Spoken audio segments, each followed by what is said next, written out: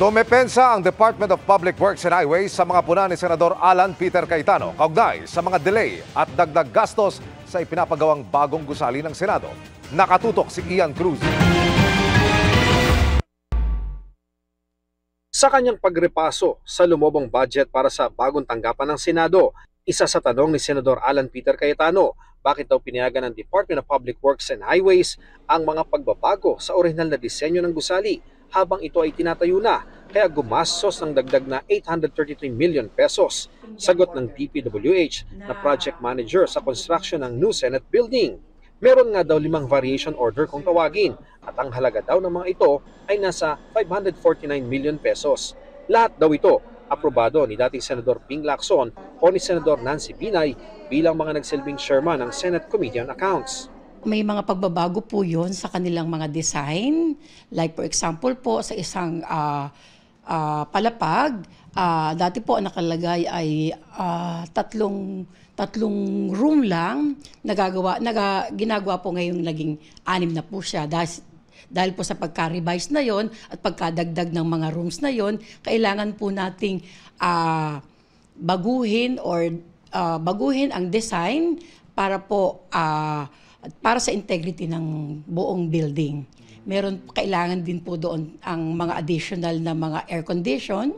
So nagkaroon po yun ng mga dagdag na ducting sa ceiling. So yun po, pagdagdag na cost po yun ng project. Inihinga namin ng pahayag sina Lacson at Binay. Dagdag na po na ni Cayetano, may mga materialis daw na binili na kahit hindi pa kailangan at may mga kailangan ng hindi pa nabibili kaya nagkakaroon ng delay. Yan po ang hindi ko po masasagot kasi andun lang po kami sa kung ano po ang dineliver na materyales, yun lang po ang gagamitin ng contractor. For now po, wala po akong alam sa ganyang issue. Isa po na namang inuupuan daw ng DPWH sa mga papeles kaya nagkakadelay.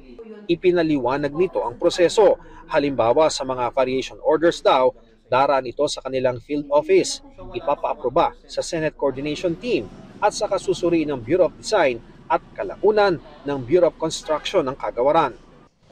18 volumes ng ganito kakapal, papaano po i-review ng DPWH kaagad ang ganito kadaming dokumento. Ang DPWH po, kailangan po talaga i-review thoroughly, most especially sa ganyang kalaking proyekto po.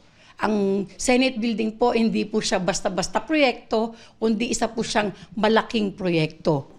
Inirekomenda ni Cayetano kay Senate President Cheese Escudero na magsagawa ng investigasyon para malaman ang mga problema at ang mga ito ay maitama. Mahalaga daw ito sa desisyon kung ipapatuloy pa sa DPWH at sa kontraktor na Hillmarks Construction Corporation ang nalalabing bahagi ng 23 billion peso project. Kung ano po ang mga makikita nilang poor workmanship ng contractor, yan po ay kanila pong ikukorek yan and with the approval ng DPWH. Hindi po nag-a-accept ang DPWH ng poor workmanship ng mga contractor. Kailangan po naaayon siya sa plans and specifications na approve po ng DPWH. Inihinga namin ang reaksyon ng Hillmarks. Para sa GMA Integrated News, Ian Cruz, nakatutok 24 oras.